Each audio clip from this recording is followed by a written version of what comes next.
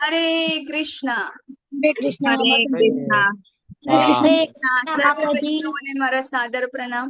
જે લોકો મને જોવાઈ રહ્યા છે, દક્ષા માતાજી, પરેશ શાહ પ્રભુજી, શશી માતાજી, નિરાલી માતાજી, જ્યોત્સના માતાજી, હિના માતાજી, વેલુબા વાઘેલા પ્રભુજી, હરેશ કુમાર પ્રભુજી, આરતી માતાજી, દીપ્તિ માતાજી, જયેન્દ્ર મેવાડા પ્રભુજી, માલતી માતાજી, અને જે લોકો વિડીયો ઓફ કરીને પણ જોડાયા છે, આપ તમામનું ખૂબ ખૂબ હૃદયપૂર્વકનું સ્વાગત છે શ્રી શ્રી રાધા ગોવિંદા મંદિર ઇસ્કોન બેંગલુરુમાં. અને આજે આપણે બધા જ છેલ્લું ચેપ્ટર અધ્યાય 18, આજે આપણો 18 દિવસનો ભગવદ્ ગીતાનો જે બેઝિક કોર્સ છે આજે કમ્પ્લીટ થશે. ઓકે, તો ચાલો આપણે શ્રી શ્રી રાધા ગોવિંદજીના ચરણોમાં વંદન કરીને શિલા પ્રભુપાદજી. હરે કૃષ્ણ માતાજી, દંડવત પ્રણામ. હરે કૃષ્ણ માતાજી. હરે કૃષ્ણ. હરે કૃષ્ણ માતાજી, દંડવત પ્રણામ. સાદર પ્રણામ સર્વે વૈષ્ણવોને. હરે હરે કૃષ્ણ માતાજી, સાદર પ્રણામ. હરે કૃષ્ણ. હરે કૃષ્ણ માતાજી. હરે કૃષ્ણ. હરે કૃષ્ણ. શ્રી શ્રી રાધા ગોવિંદ કી જય. શ્રી પ્રભુપાદ કી જય. હરે કૃષ્ણ માતાજી. હરે કૃષ્ણ. હરે કૃષ્ણ માતાજી. હરે કૃષ્ણ માતાજી. હરે કૃષ્ણ. ચક્ષુરુન્મિલિतं येन तस्मै श्री गुरुवे नमः. श्री चैतन्य मनोभीष्टं स्थापितं येन भूतले स्वयं रूप कदा मह्यं ददाति स्वपदान्तिकं. वन्देऽहं श्रीगुरुः श्रीयुतापदकमलं श्रीगुरुन् वैष्णवांश्च.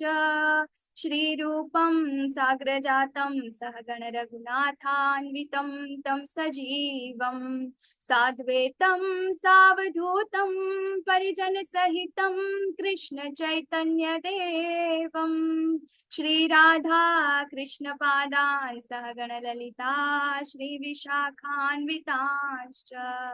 हे कृष्णा करुणा सिन्धो दीनबन्धो जगत्पते गोपेश गोपिका कान्त राधा कान्त नमोऽस्तुते.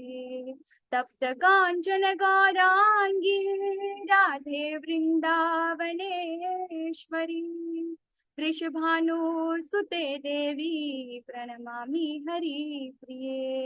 वाञ्छाकल्पतरुभ्यश्च कृपा सिन्धुभ्य एव च पतितानां पावनेभ्यो वैष्णवेभ्यो नमो नमः.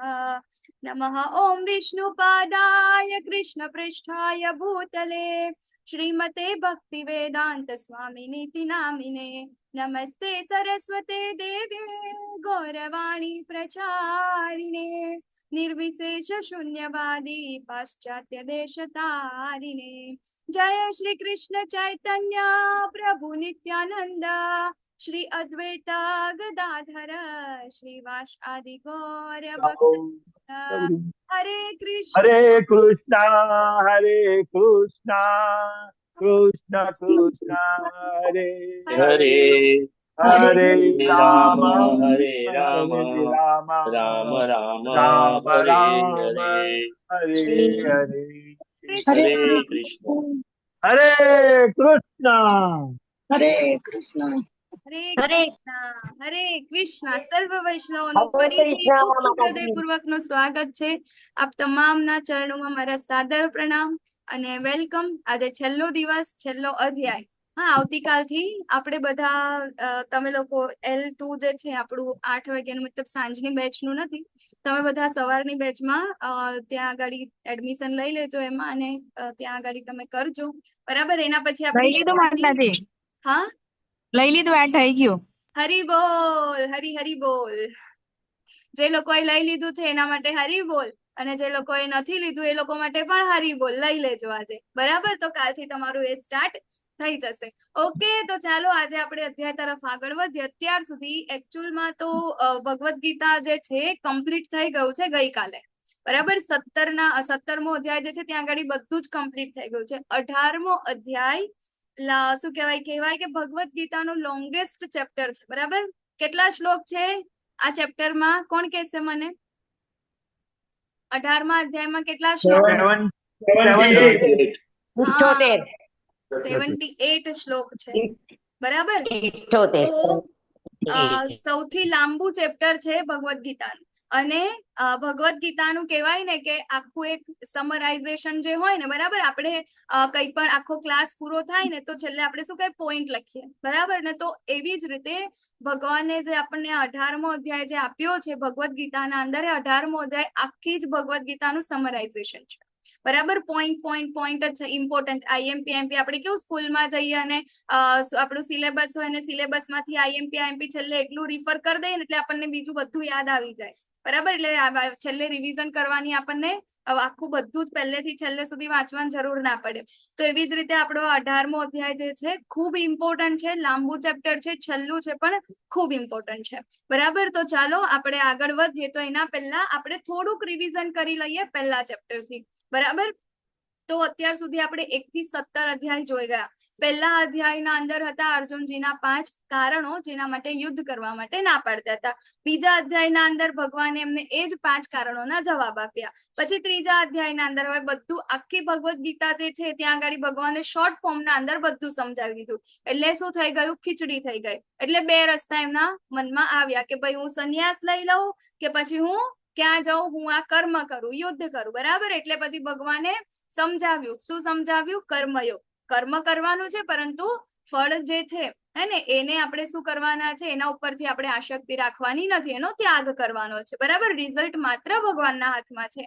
એના પછી ભગવાને ચોથો અધ્યાય એટલે કે હવે અર્જુનજીને ફરીથી ક્વેશ્ચન થયો, બરાબર, કે આ બંને એકચ્યુઅલમાં ત્રીજો અને ચોથો અધ્યાય, બરાબર, ને બંને સમજાય કે કર્મ અને સંન્યાસ, બરાબર ને. તો આપણે પેલું જોયું તો એના અંદર ભગવાન આપણને કહે છે ચોથા અધ્યાયના અંદર હે ને કે આપણે કઈ રીતે સંન્યાસી સાચો કોને કહેવાય ને આ તે બધું આપણે ત્યાં આગળ જોયું, કાળની ગણના કરીને બધું. હવે 5મા અધ્યાયના અંદર ફરીથી અર્જુનજીને શું થાય છે, કન્ફ્યુઝન થાય છે કે બે માંથી વધારે શ્રેષ્ઠ કયું છે, બરાબર. એક તમારા શું કે દ્વિઅર્થી તમારા ઉપદેશથી શું થઈ જાય છે, અર્જુનજી કન્ફ્યુઝ થઈ જાય છે. એટલા માટે પૂછે છે કે મને તમે આમાંથી જે સારું છે તમે મને કહો, બરાબર. એટલે ભગવાન આપે છે 5મો અધ્યાય. શું નામ છે 5મા અધ્યાયનું?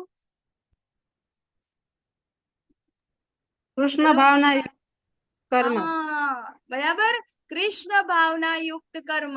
અને આખી ભગવદ્ ગીતાના અંદર આપણે શું શીખીએ છીએ? ભક્તિ, ભક્તિ, ભક્તિ, ભક્તિ, બરાબર. ને ભક્તિ એટલે શું કે આપણે આપણી ચેતનાને ભગવાનમાં લગાવવાની છે. એટલે આપણા કર્મ આપણે જે કાંઈ પણ કરીએ છીએ એના અંદર સેન્ટરમાં ભગવાન રાખીશું. આપણી ચેતના શું થશે, એનાથી શુદ્ધ થશે, ચેતનામાં ભગવાન આવશે, બરાબર ને. તો આપણા કર્મ કેવા થઈ જશે? કૃષ્ણ ભાવના યુક્ત કર્મ, બરાબર. કૃષ્ણ કોન્સિયસ થવાનું છે. આપણે આપણી ચેતનાને શેમાં લગાડવાની છે? ભગવાનમાં લગાડવાની છે, બરાબર. તો આપણે કરવાનું છે કૃષ્ણ કોન્સિયસનેસ, હે ને. તો આપણે કૃષ્ણ ભાવના યુક્ત કર્મ કરવાના છે.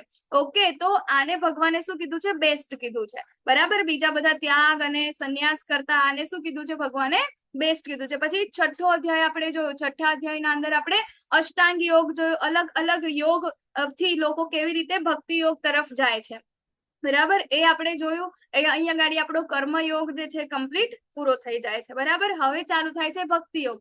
7મા અધ્યાય થી 12મા અધ્યાય સુધી. 7મા અધ્યાયના અંદર ભગવાન શું કહે છે? એમની શક્તિ વિશે આપણને જાણ આપે છે, બરાબર. ઐશ્વર્ય જ્ઞાન આપે છે. બે શક્તિ છે ભગવાનની, બરાબર, પરાશક્તિ અને અપરાશક્તિ. એના અંદર જે શું કહેવાય જીવોની બનેલી ને ભૌતિક પ્રકૃતિ, એના વિશે આપણને જ્ઞાન આપે છે. પછી 8મા અધ્યાયના અંદર ફરીથી શું શીખવાડે છે કે આપણે છેલ્લે મૃત્યુ સમયે જેને યાદ કરીશું એ જ પ્રકારે આપણું નેક્સ્ટ બર્થ આપણને પ્રાપ્ત થશે. તો આપણે ભગવાનને યાદ કરીશું તો આપણે ભગવત પ્રાપ્તિ કરીશું. એના પછી 9મો અધ્યાય છે. એના અંદર ભગવાને આપણને જે આપણી આત્મા છે, બરાબર, અને આપણું ભગવાન સાથેનું જે સંબંધ જે છે એટલે કે ગુહ્યતમ જ્ઞાન વિશે આપણને ત્યાં આગળ સમજણ આપી. 10મો અધ્યાય એટલે કે ભગવાનનું ઐશ્વર્ય વિશે કીધું. ભગવાને શું કીધું કે તારું ચિત્ત મારામાં લગાડ. તો ચિત્ત લગાડવા માટે આપણને એની વિભૂતિઓ ખબર હોવી જોઈએ, બરાબર. એમના વિશે આપણને ખબર હોવી જોઈએ. તો ભગવાને આપણને એમના ઐશ્વર્ય વિશે કીધું 10મા અધ્યાયના અંદર. અને પછી 11મા અધ્યાયના અંદર આપણને એ જ વિરાટ રૂપ દર્શન સ્વરૂપે આપણને બતાવી પણ દીધું. અને પછી 12મા અધ્યાયના અંદર શું આપે છે ભગવાન? ભક્તિ યોગ, બરાબર, કે આપણે ભગવાનની ભક્તિ કેવી રીતે કરી શકીએ છીએ. એના અલગ અલગ સ્ટેજ આપ્યા આપણને. હવે અહીંયા ગાડી ભક્તિ યોગ કમ્પ્લીટ થયો. હવે આવે છે આપણો જ્ઞાન યોગ, બરાબર, કે જેને આપણે જેનું જ્ઞાન લઈ જેનું આપણે સમજણ આપણને હશે તો આપણે ભક્તિ યોગના અંદર શું થઈ જઈશું, આપણે ઉત્તીર્ણ થઈ જઈશું. બરાબર. તો હવે આપણે 13મા અધ્યાયના અંદર જોયું તો શરીર કોણ છે, બરાબર, આત્મા કોણ છે, ભગવાન કોણ છે, એ બધા વિશે આપણે જોયું. બરાબર ને, ક્ષેત્ર વિભાગ યોગના અંદર. પછી 14મા અધ્યાયના અંદર જોયું આપણા 3 ગુણો પ્રમાણે કે આપણું જે આ ક્ષેત્ર છે, બરાબર, અને એ આપણો આ જે ક્ષેત્રજ્ઞ છે કઈ રીતે આ બંને જે પ્રકૃતિની સાથે જે આપણું આત્મા છે એ બંને સંયોગથી કેવી રીતે વારંવાર અહીંયા આગળ આવ્યા કરે છે એ જોયું. અને જે ગુણના અંદર હશે એ ગુણ પ્રમાણે નેક્સ્ટ બર્થ શું થશે, પ્રાપ્ત થશે. એટલે 3 ગુણો વિશે જોયું. એના પછી 15મો અધ્યાય, બરાબર ને, કયો છે 15મો અધ્યાય? પૂર્ણ પુરુષોત્તમ યોગ, બરાબર ને, એ આપણે જોયું. અને એના પછી 16મો અધ્યાય, એના અંદર આપણે જોયું દેવી અને આસુરી પ્રકૃતિઓ વિશે આપણે જોયું. ઓકે, તો કલયુગના અંદર અસુર ક્યાં વસે છે? બોલો, કળિયુગના અંદર અસુરનું સ્થાન ક્યાં છે? આપણા દરેક મનુષ્યમાં. દરેક મનુષ્ય, આપણા બરાબર. આપણા પોતાનામાં પણ નર્કના દ્વાર કયા કયા છે? કામ, ક્રોધ, લોભ. કામ, ક્રોધ અને ક્રોધ, લોભ, મોહ. બરાબર. તો કામ, ક્રોધ અને લોભ આપણને ત્યાં આગળ ભગવદ્ ગીતાના અંદર કીધું છે કે 3 નર્કના દ્વાર છે. બરાબર. એના પછી 17મો અધ્યાય આપણે આવ્યો. ગઈકાલે આપણે જોયું તો 3 પ્રકારના, બરાબર, શ્રદ્ધા 3 પ્રકારની જોઈ, યજ્ઞ દાન 3 પ્રકારના જોયા, તપ જોયા, બરાબર ને. આજે આપણે જોઈશું મોક્ષ સંન્યાસ યોગ. ચાલો, તો હવે અર્જુન અહીંયા ગાડી શું કરે છે, પ્રશ્ન પૂછે છે. બરાબર, બધું જ ભગવાને કહી દીધું, કમ્પ્લીટ થઈ ગયું બધું. એટલે અર્જુનજી અહીંયા ગાડી શું પૂછે છે, પ્રશ્ન પૂછે છે. અત્યાર સુધી બધું જ પૂછી લીધું, બધું જ કહી દીધું છે ભગવાને એકચ્યુઅલી. તેમ છતાં અહીંયા અર્જુનજી શેના માટે પૂછે છે? આપણા બધા માટે. બરાબર.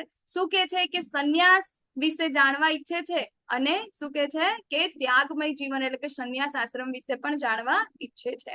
બરાબર. શું કહે છે કે જે સંન્યાસ છે, ત્યાગ, બરાબર, એનો ઉદ્દેશ્ય શું છે, શા માટે આપણે સંન્યાસ ગ્રહણ કરવો જોઈએ, અને જે સંન્યાસ વાળું જે જીવન જે છે, બરાબર, એ કેવું હોય એના વિશે પણ અહીંયા ગાડી જાણવા ઈચ્છે છે. તો હવે આનો જવાબ તો મને તમે લોકો જ આપી દેશો. બોલો, સાચો સંન્યાસી કોને કહીશું? તમે આપશો ને એક જવાબ, ભગવાન પણ આપશે હમણાં. બોલો, સાચો સંન્યાસી કોને કહીશું આપણે? કૃષ્ણ ભાવનામૃતમાં રહે સાચો સંન્યાસી હોય. જે કૃષ્ણ ને ભગવાન ને ભક્તિ કરે. અને સંન્યાસી એવું નહીં કે ઘર બાર છોડીને જે આપણે સંન્યાસી થઈ ગયા, એમાંથી આપણને. યસ, દક્ષા માતાજી, હરે કૃષ્ણ. હરે કૃષ્ણ માતાજી. જે પોતાના કર્મો કરતા રહી અને ભગવાનમય બની અને ભગવાનની સેવા ભક્તિમાં લીન થઈને જે કર્મો કરતું રહે એનું કૃષ્ણ ભક્ત. બીજું આપણે કેવું હોય તો એક શબ્દમાં શું કહીશું? લલિત પ્રભુજી, હરે કૃષ્ણ. સર્વ કર્મ ફળનો ત્યાગ કરે. હરી બોલ. બરાબર. એનું શું કરે છે? કર્તવ્ય કર્મ કરે છે. બરાબર. કર્મનો ત્યાગ કરતો નથી, પરંતુ શેનો ત્યાગ કરે છે? એના ફળોનો ત્યાગ કરે છે. એના પ્રત્યે એને આસક્તિ હોતી નથી. એ જ છે સંન્યાસી. બરાબર ને. તો એના ઉદ્દેશ્યને જાણવા ઈચ્છે છે. અહીંયા ગાડી 3 વખત અર્જુનજી ભગવાનનું નામ લે છે, અલગ અલગ. કયા 3 નામ છે? ચાલો, તમને સ્લાઇડમાં દેખાય છે.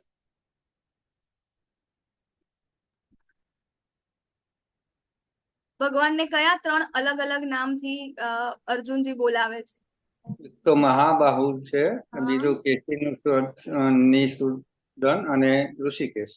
હરી બોલ. બરાબર. એક મહાબાહુ, કેશિનીશુદન અને એક ઋષિકેશ. ખબર તમને? આગળ મહાબાહુ ભગવાન પણ અર્જુનને એકવાર મહાબાહુ કહીને બોલાવે છે, હને? પછી કેશિનીશુદન એટલે કે જેને કેશી નામના દૈત્યનો વધ કર્યો હતો, એટલે કેશિનીશુદન અહીંયા ગાડી કહે છે. બરાબર. અને બીજું છે ઋષિકેશ, હે ને? હવે આપણે આગળ જોઈએ તો ભગવાન શું જવાબ આપે છે? જેવો તમે લોકોએ જવાબ આપ્યો કે ભૌતિક ઈચ્છાઓ પર આધારિત કાર્યોના પરિત્યાગને સંન્યાસ કહે, પણ સર્વ કર્મોના ફળના ત્યાગને શું કહેવાય છે? બુદ્ધિશાળી લોકો શું કહે છે? એને ત્યાગ કહે છે. બરાબર. હવે યજ્ઞ, દાન તથા તપના કાર્યોનો કદાપી ત્યાગ કરવો જોઈએ નહીં. ગઈકાલે આપણે જોયું, બરાબર ને, દાન, યજ્ઞ, તપ, બરાબર ને દાન વિશે પણ આપણે જો ભગવાન કહે છે કે તમારે બધા કાર્યો જે છે આપણા નિર્દિષ્ટ કર્તવ્ય છે, ઓકે, તો એ નિર્દિષ્ટ કર્તવ્ય તો કરવાના જ છે, પરંતુ એના ફળની આસક્તિ રાખવાની નથી. અને અહીંયા ગાડી ભગવાન કહે છે કે અમુક એવા કાર્યો જે છે તેનો ત્યાગ આપણે ક્યારેય કરવાનો નથી.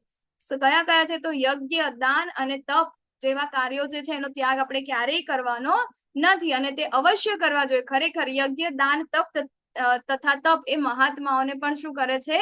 શુદ્ધ કરે છે. આ બધા કાર્યો કોઈ પણ પ્રકારની આસક્તિ કે ફળની આશા વગર કરવા જોઈએ. હે પૃથાપુત્ર, આ કાર્યો કર્તવ્ય સમજીને કરવા જોઈએ. આ જ મારો અંતિમ મત છે, બરાબર ને? તો કોઈક આપણને એવું કહે કે ભાઈ આપણે દાન કરવાનું છે ને આમ છે તેમ છે, બરાબર ને? એ વખતે આપણા મનમાં કચકાટ અનુભવાતા હોય કે આટલા ખર્ચા છે, અમે કઈ રીતે દાન કરીએ, કઈ રીતે યજ્ઞ કરીએ, આ કરીએ તે કરીએ, ઓકે, તો એ શું થઈ ગયું? આપણે હું પણ આગળ કહેશે ભગવાન કે આપણે કેમ કરીએ છીએ. સક્સેસની ડેફિનેશન ના અંદર આવશે, આપણે સફળતા મેળવવા માટેના 5 કારણો છે એના અંદર કહેશે, ઓકે.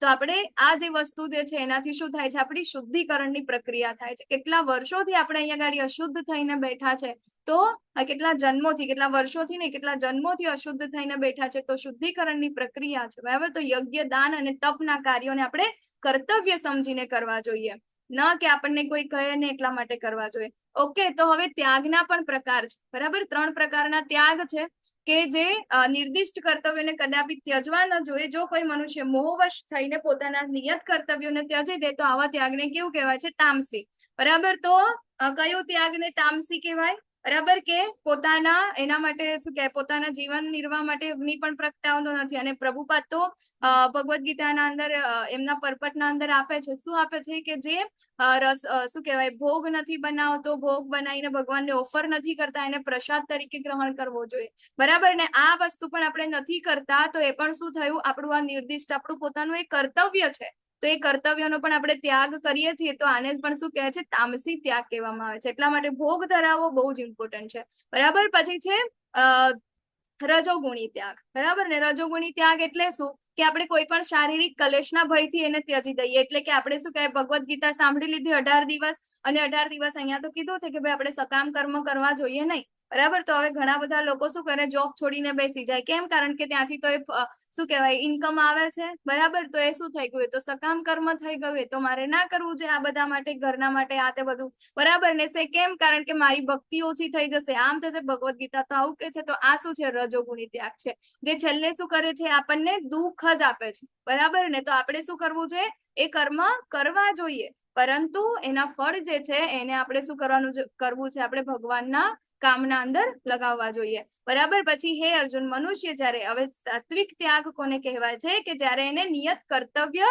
સમજીને કરે છે અને સમસ્ત ભૌતિક સંગ તથા ફળની આસક્તિનો સર્વથા ત્યાગ કરે છે, ત્યારે તેનો ત્યાગ કેવો હોય છે? સાત્વિક કહેવાય છે, બરાબર? તો એવા આપણા ઇસ્કોનના અંદર એટલા બધા એવા ઉદાહરણ છે કે જે શું કહેવાય, પોતે સંન્યાસી બ્રહ્મચારી થઈને શું કરતા હતા? એવી જગ્યાએ એ લોકો જોબ કરતા હતા. શેના માટે? જસ્ટ મંદિર ચલાવવા માટે, બરાબર? હિઝ હોલીનેસ જયપતાકા સ્વામી મહારાજ છે, તો એ વખતે ઇનિશિયલ ડેઝ ના અંદર ત્યાં આગળ હતા, ફોરેન કન્ટ્રીઝ ના અંદર જયારે હતા ત્યાં બ્રહ્મચારી તરીકે, ત્યારે એ શું કરતા હતા?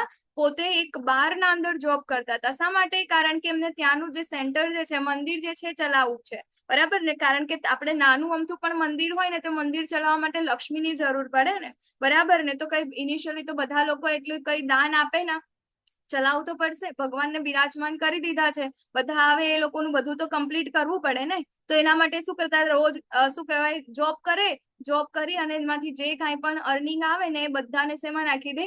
મંદિરના અંદર નાખી દે, બરાબર? ગોપાલ કૃષ્ણ ગોસ્વામી મહારાજ, હિઝ હોલીનેસ ગોપાલ કૃષ્ણ ગોસ્વામી મહારાજ, કે અત્યારે એમનો 1 વર્ષ પહેલા જ તિરોભાવ થયો, બરાબર? હમણાં થોડા દિવસ પહેલા જ એમનો તિરોભાવ દિવસ પણ હતો. એ પણ શું કરતા હતા? જોબ કરતા હતા. શેના માટે? ખાલી ને ખાલી મંદિર માટે, બરાબર? આપણે શેના માટે કરીએ? આપણા ઘર-બાર માટે, આપણા પરિવારજનો માટે, આપણા સંતાનો માટે, ઓકે?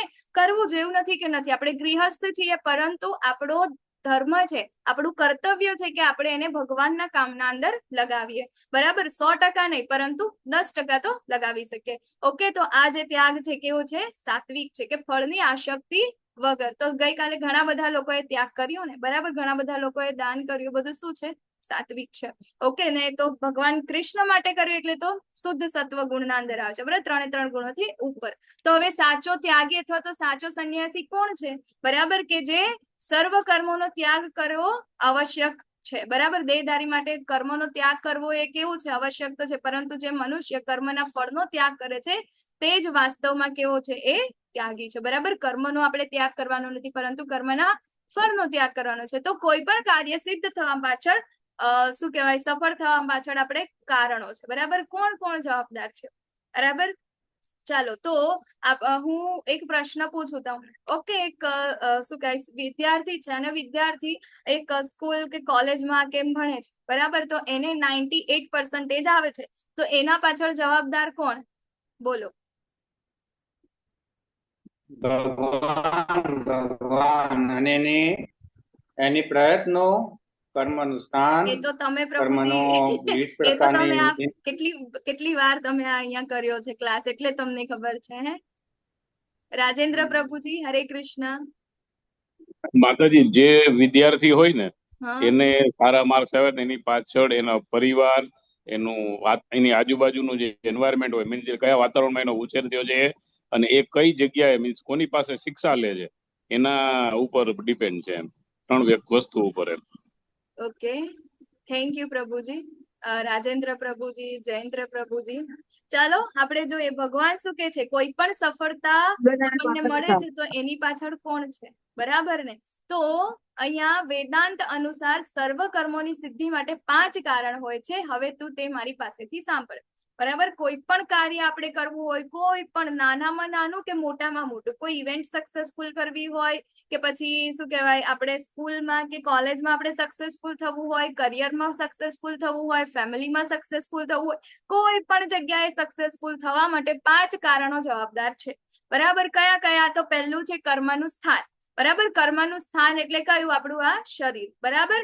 બીજું છે કર્તા. કર્તા કોણ છે? આપણા આત્મા. અને ત્રીજું છે વિભિન્ન ઇન્દ્રિયો, બરાબર. આપણે જે 6 આપણી ઇન્દ્રિયો છે તે, અને અનેક પ્રકારના પ્રયાસો, બરાબર. એના પાછળ આપણે જેટલા પણ શું કહેવાય ટ્રાય કરીએ છીએ, પ્રયાસો કરીએ છીએ તે, અને લાસ્ટમાં 5મું કારણ છે એ ભગવાન, પરમાત્મા, બરાબર. તો અહીંયા આગળ 5 પ્રકારના કારણો છે કે જેના કારણે વ્યક્તિને સક્સેસ મળે છે કોઈ પણ ફિલ્ડના અંદર, બરાબર. જો શરીર સારું ના હોય, એની મહેનત બરાબર હશે, બરાબર, એની ઈચ્છા શક્તિ, કરતા એટલે શું? એની ઈચ્છા, બરાબર. જીવ શું કરે છે? ઈચ્છા કરે છે, બરાબર ને. તો એ ઈચ્છા શક્તિ, ઇન્દ્રિયો, બરાબર, એ જે આગળ ત્યાં આગળ જાય છે તે અને પ્રયાસો પણ કરે છે, પરંતુ એનું શરીર સારું નથી તો એને સક્સેસ મળી શકતી નથી, બરાબર. એની ઈચ્છા શક્તિ જ નથી, બરાબર, જીવાત્મા જ નથી સારો, તો એ નહીં કરી શકે. પછી વિભિન્ન ઇન્દ્રિયો, બરાબર ને. તો ઇન્દ્રિયોના અંદર શું થાય છે? કોઈ સાંભળી ના શકે, કોઈ બોલી ના શકે, કોઈ જોઈ ના શકે, એવું કોઈ પણ ઇન્દ્રિયોના અંદર કોઈ ખામી હોય તો પણ ના મળે. અનેક પ્રકારના પ્રયાસો, પ્રયાસ જ ના, બધું જ સારું છે પરંતુ બેઠા બેઠા જોઈએ છે મને 98% મળી જાય, મારા કરિયરના અંદર શું કહેવાય, મને શું કહેવાય કરોડોની મને પેકેજ મળી જાય, બરાબર. મળશે? નહીં મળે ને, બરાબર. તો એના માટે પ્રયાસ ઇમ્પોર્ટન્ટ છે. અને છેલ્લે શું છે? પરમાત્મા, જે આપણે ભૂલી જઈએ છીએ. બધું જ આપણે શું કરીએ છીએ, આ આગળના જે 4 જે છે ને એના ઉપર આપણે ધ્યાન આપીએ છીએ, પરંતુ આપણે પરમાત્મા ઉપર ક્યારેય ધ્યાન આપતા નથી, હે ને. તો ઇમ્પોર્ટન્ટ છે. આપણે જ્યારે કૃષ્ણ ભાવના યુક્ત કર્મ કરીએ છીએ, ભગવાન માટે જ્યારે કર્મ કરીએ છીએ, તો અંતે પરમાત્મા જે છે શું છે? સૌથી ઇમ્પોર્ટન્ટ. કારણ કે આ બધી જ વસ્તુના ઉપર કોણ આવે છે? એ પરમાત્મા આવે છે, એ ભગવાન આવે છે, બરાબર ને. તો આપણે જો એમના માટે કાર્ય કરીશું તો આપણા બધા જ કાર્યો શું થવાના છે?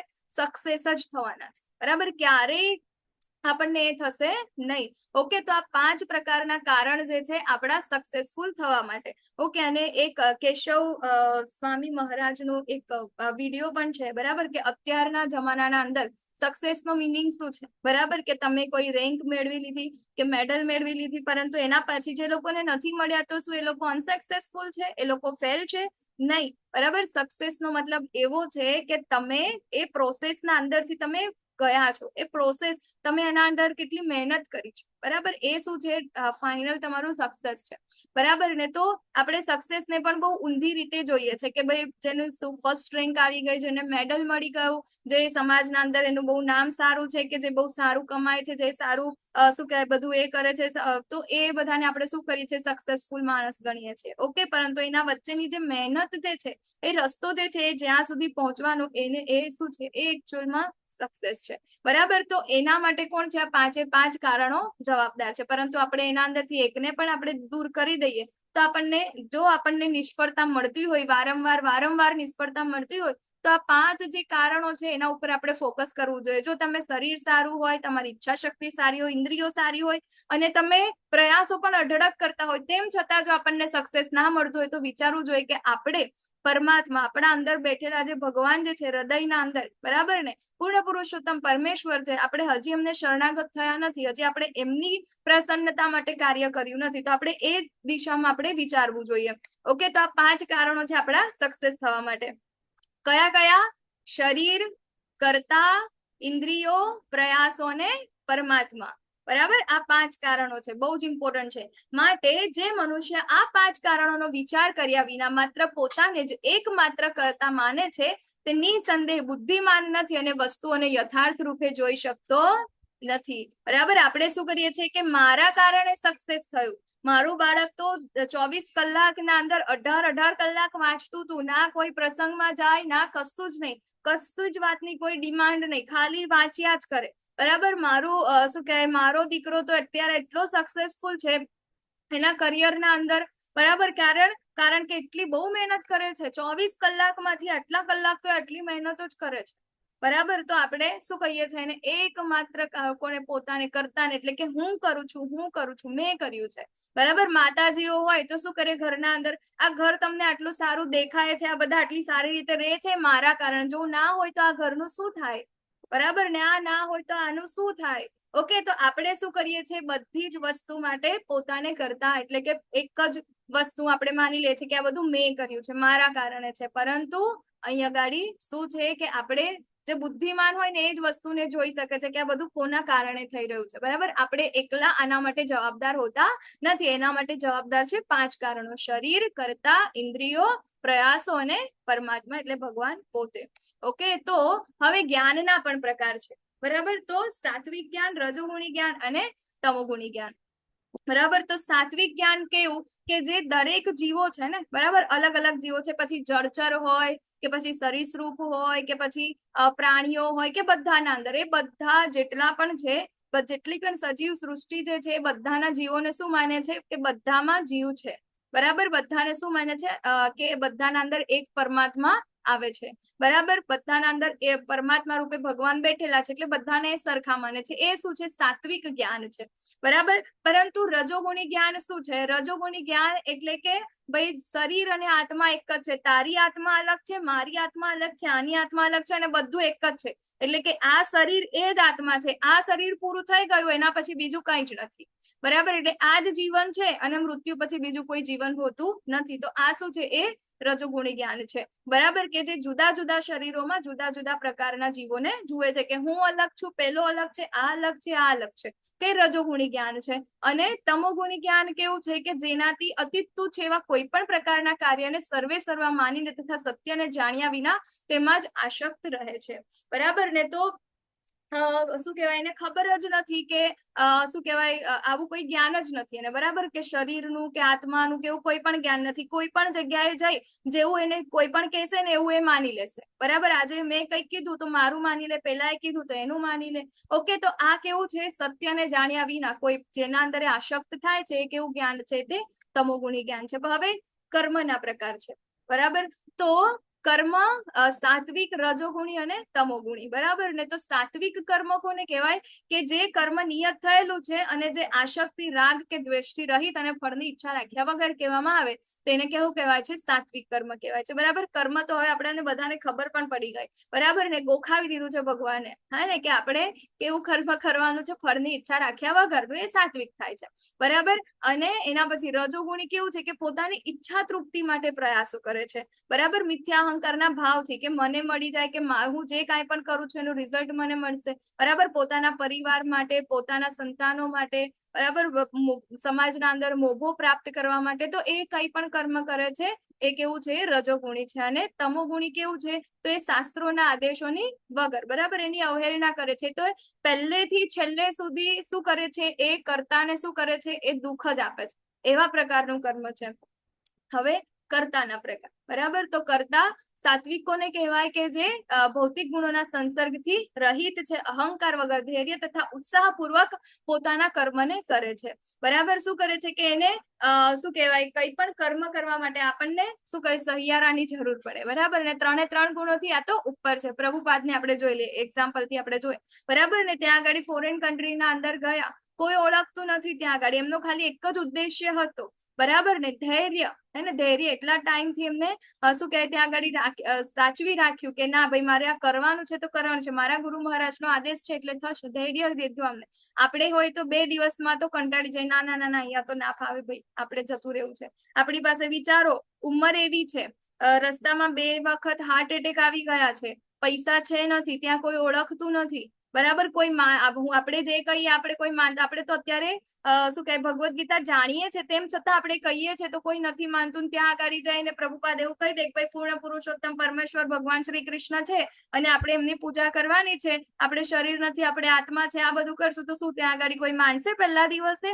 અને એ પણ એવા લોકો કે જેને આજ સુધી કૃષ્ણનું નામ પણ નથી સાંભળ્યું, બરાબર. અને શું કહેવાય, એકદમ તમોગુણી છે. તમોગુણી શું, મ્લેચ્છો છે, તમોગુણથી પણ નીચે આવે, મ્લેચ્છ લોકો છે, બરાબર. એ લોકો શું માની જશે? નહીં માને ને, બરાબર. તો વિચારો, પ્રભુપાદે કેટલા પ્રયાસો કર્યા હશે, અને એવું નહીં કે એનાથી નાસીપાસ થઈ ગયા, ઉત્સાહપૂર્વક, બરાબર. શું કરે છે? ઉત્સાહપૂર્વક, અહંકાર વગર, એને ભૌતિક ગુણોના સંસર્ગથી રહિત થઈને શું કરે છે, ત્યાં આગળ એ કર્મ કરે છે. નિષ્ફળતા કે સફળતામાં અવિચલિત રહે છે.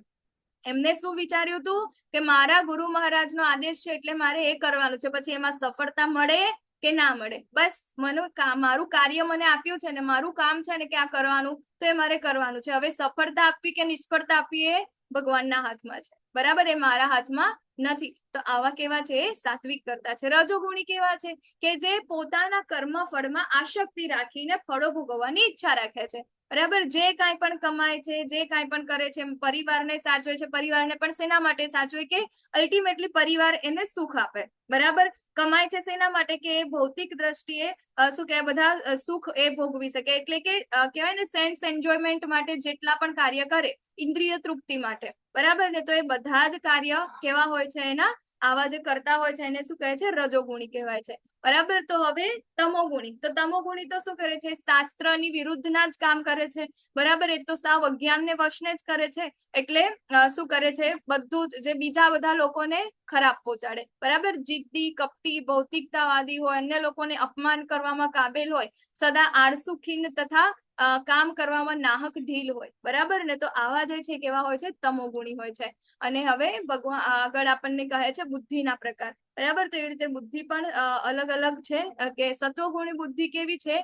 કે જે સમજણ દ્વારા મનુષ્ય જાણી શકે કે શું કરવા યોગ્ય છે અને શું કરવા યોગ્ય નથી, શેનો ભય રાખવો જોઈએ અને શેનાથી ભય પામવું ના જોઈએ, શું બંધન કરતા છે અને શું મુક્તિ આપનાર છે, તે સત્વગુણી બુદ્ધિ છે, બરાબર. આપણે બીજા દિવસથી આપણે કહીએ છીએ કે આપણે આપણી બુદ્ધિને શું કરવાની છે? આધ્યાત્મિક બનાવવાની છે, બરાબર. સત્વગુણી બનાવવાની છે. તો આપણાને ખબર પડશે, બરાબર, કે આપણે શું કરવા યોગ્ય છે શું કરવા યોગ્ય નથી, આપણને એટલીસ્ટ આપણી બુદ્ધિ ખબર હોવી જોઈએ, બરાબર ને. કે મારે કેટલા વાગે ઉઠવું છે, મારે કેટલા વાગે ઊંઘવું છે, મારે શું ખાવું છે, મારે શું નથી ખાવું, મારે ક્યાં જવું છે, મારે શું બોલવું છે, મારે શું નથી બોલવાનું, બરાબર. એ બધી જ વસ્તુ જે છે એ આપણી બુદ્ધિથી થાય છે, બરાબર ને.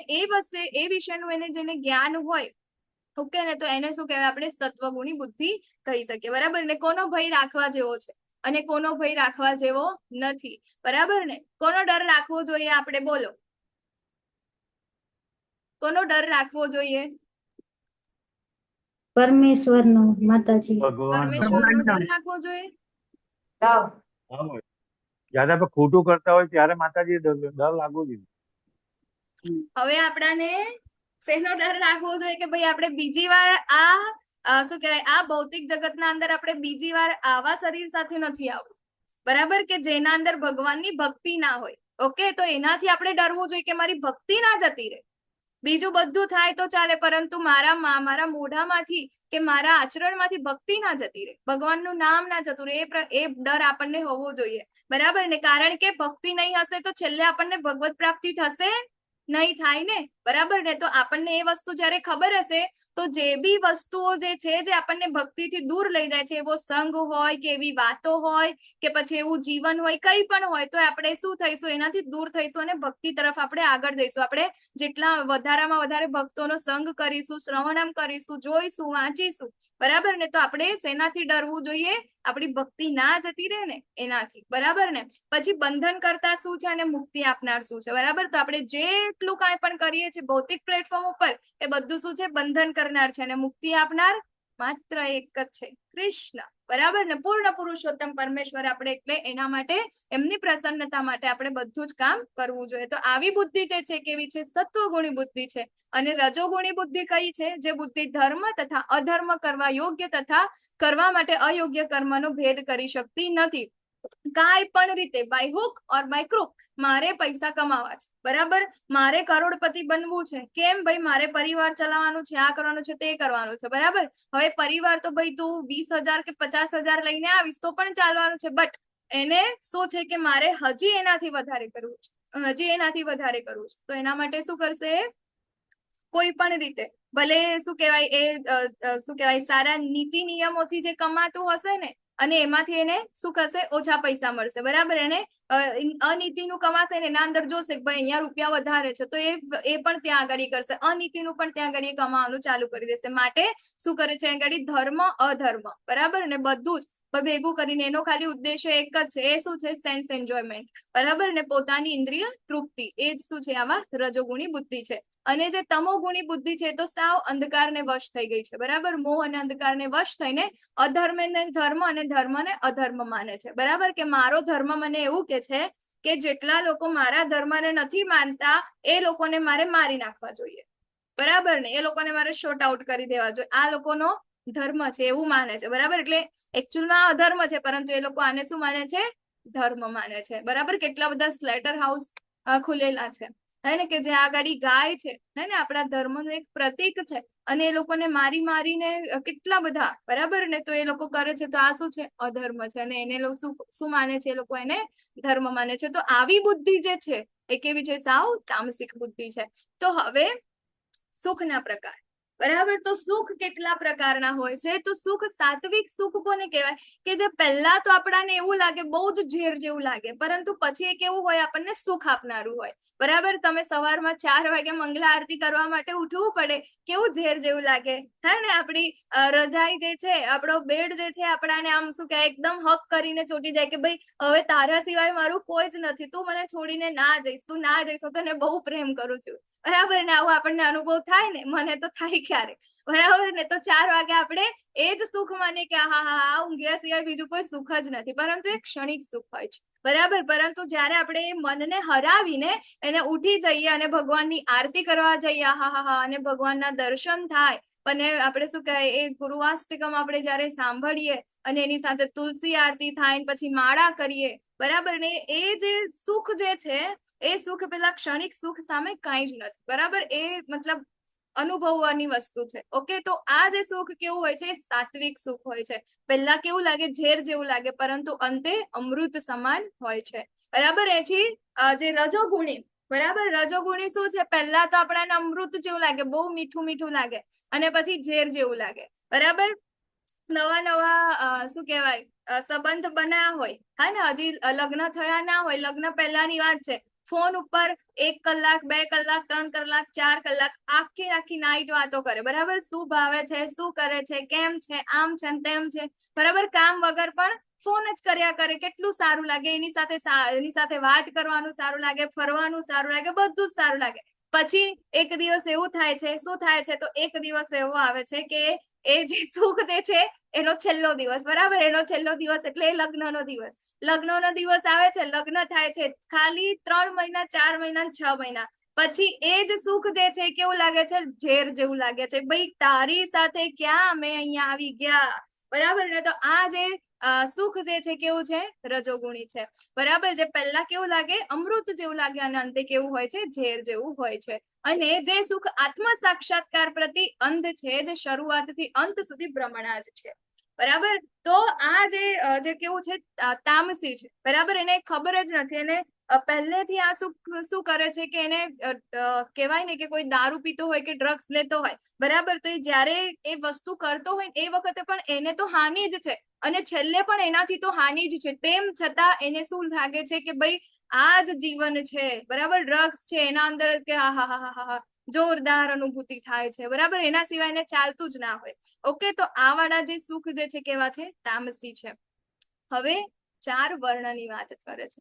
બરાબર, બધાને આજના જમાનાના અંદર હે કે 4 વર્ણ ભગવાને શા માટે બનાયા, બરાબર ને, કેમ તમે બધા ભેદભાવ કરો છો અમારી સાથે, એવું બધું કહે છે. બરાબર, બ્રાહ્મણ, ક્ષત્રિય, વૈશ્ય અને શૂદ્ર 4 પ્રકારના વર્ણ છે. બરાબર, હવે અહીં આગળ એક ક્લેરિટી બહુ જ સારી રીતે આપી છે કે આ જે કાંઈ પણ વર્ણ છે એ વર્ણ તમારા જન્મ પ્રમાણે નથી. ઓકે, આપણા શાસ્ત્રના અંદર જે આ 4 વર્ણની રચના કરવામાં આવી છે એ જે તે એના કર્મના આધારે કરવામાં આવી છે, ગુણ અને કર્મના આધારે. બરાબર, જેમ કે અત્યારે આપણે જોઈએ કે બ્રાહ્મણના ગુણ કેવા હોય. બરાબર, તો કેવો હોવો જોઈએ બ્રાહ્મણ? શાંતિપ્રિય, આત્મસંયમી, તપસ્વી, પવિત્ર, સહિષ્ણુ, સત્યનિષ્ઠ, જ્ઞાની, વિજ્ઞાન તથા ધાર્મિકતા. બરાબર, આ જે ગુણ જેના અંદર હોય એને આપણે શું કહીએ છીએ? બ્રાહ્મણ કહેવાય. બરાબર, પરંતુ જો બ્રાહ્મણના ઘરે જન્મેલા દીકરા, બરાબર, એની પાસે જો શાંતિ એની અંદર ના હોય તો, આત્મસંયમ ના હોય તો, બરાબર, કંઈ પણ શું કહેવાય, કંઈ પણ ઇન્દ્રિય તૃપ્તિ માટે કંઈ પણ કરે. બરાબર, તપસ્વી ના હોય, આપણે ગઈકાલે જોયું. બરાબર, શરીરના તપ, વાણીના તપ, આ બધી તપસ્યા ના કરતો હોય, પવિત્ર ના હોય, બરાબર, ના ખાવાની વસ્તુઓ ખાતા હોય, કેટલું બધું કરતા હોય, અપવિત્ર હોય, સહિષ્ણુ, સહનશીલ સેજ પણ ના હોય. બરાબર, પછી સત્યનિષ્ઠ ના હોય, કોઈને પણ શું કહેવાય કે ભાઈ આજે મુહૂર્ત આવતું નથી, બરાબર, આ તારીખના અંદર મુહૂર્ત નથી આવતું ને પેલા કે છે મહારાજ કંઈક કરો ને, હવે અમને જવાનું છે, હવે તો ફોરેન થી આયા છે, એમના વગર હવે ત્યાં રજા મળતી નથી, કંઈક મુહૂર્ત કાઢો ને. એટલે શું કરે, 2000 ની નોટ કાઢે અને શું કરે છે, મુહૂર્ત ના હોય તો પણ કાઢી દે. સત્યનિષ્ઠ નથી. બરાબર ને, તો આને બ્રાહ્મણ કહીશું નહીં. જ્ઞાન હોવું જોઈએ એના અંદર શાસ્ત્રોનું. બરાબર, અને આપણે જોયું ભગવદ્ ગીતા આપણને કયા જ્ઞાનની વાત કરે છે કે જે માત્ર આપણને ભગવાન સુધી લઈ જાય. બરાબર ને, જે જ્ઞાન, વિજ્ઞાન તથા ધાર્મિકતા. બરાબર ને, આ બધા જે ગુણો જેની અંદર હોય છે એને શું કહેવાય છે? બ્રાહ્મણ કહેવાય છે. હવે આ ગુણો ક્ષત્રિયના ઘરે જન્મેલા બાળકમાં હોય તો એને પણ બ્રાહ્મણ કહેવાય, શૂદ્રના ઘરે જન્મેલા બાળકમાં હોય તો એને પણ બ્રાહ્મણ કહેવાય, વૈશ્યના ઘરે જન્મેલા બાળકમાં આ ગુણો આપણને જોવા મળે તો એને પણ આપણે બ્રાહ્મણ કહીશું. બરાબર, એવું નથી કે ભાઈ બ્રાહ્મણના ઘરે જન્મેલા બાળકને જ કે એ જ વ્યક્તિને આપણે બ્રાહ્મણ કહીશું, કારણ કે અહીંયા જન્મ પ્રમાણે વર્ણની વ્યવસ્થા નથી. પરશુરામ, બરાબર, ભગવાન પરશુરામ છે, જન્મથી આપણે શું કહે, જન્મ કોના ત્યાં થયો હતો પરશુરામનો? હમણાં જ ગઈ ને ગઈકાલે, બોલો, ભગવાન પરશુરામનો જન્મ કોના ત્યાં થયો હતો? બ્રાહ્મણને ત્યાં. બ્રાહ્મણ કુટુંબમાં. બ્રાહ્મણ કુટુંબમાં. બ્રાહ્મણ બરાબર, કુટુંબમાં. અને એમના કર્મ પ્રમાણે આપણે શું કહીશું એમને? ક્ષત્રિય. ક્ષત્રિય. બરાબર ને, તો જન્મથી બ્રાહ્મણ પરંતુ છે ક્ષત્રિય, તો આપણે એમને કઈ કેટેગરીમાં મૂકીશું? ક્ષત્રિયની કેટેગરીમાં મૂકીશું, નહીં કે એમને બ્રાહ્મણની, કારણ કે એના અંદર ગુણો કયા છે? ક્ષત્રિયના છે. બરાબર, તો આજે બ્રાહ્મણ, ક્ષત્રિય, શૂદ્ર અને વૈશ્ય શું છે? જસ્ટ ડિગ્રી છે. બરાબર, કે તમે જે જગ્યાએ જાઓ છો, તમારે ડોક્ટરની ડિગ્રી જોઈતી હોય તો તમારે ડોક્ટર જેવા ગુણ હોય, જે તે કોલેજમાં એડમિશન લઈ અને તમારી પાસે એ જ્ઞાન હોય, એ પ્રકારના ગુણ હોય તો તમે ડોક્ટર બની શકો છો. બરાબર, એ કોઈ પણ જઈને કરી શકે. તો એવી જ રીતે બ્રાહ્મણ, ક્ષત્રિય અને વૈશ્ય અને શૂદ્ર આ બી શું છે? તમારી ડિગ્રી છે. ઓકે, જે પ્રમાણેના ગુણ તમારી અંદર છે એ પ્રમાણેની તમે શું કહેવાય વર્ણ વ્યવસ્થાના અંદર ફિટ થઈ શકશો. હવે બીજું છે ક્ષત્રિય. બરાબર, તો ક્ષત્રિયનો સ્વભાવ કેવો હોય? વીરતા, શક્તિ, સંકલ્પ, દક્ષતા, યુદ્ધમાં ધૈર્ય, ઉદારતા અને નેતૃત્વ. બરાબર, આ છે ક્ષત્રિયોના સ્વાભાવિક ગુણ.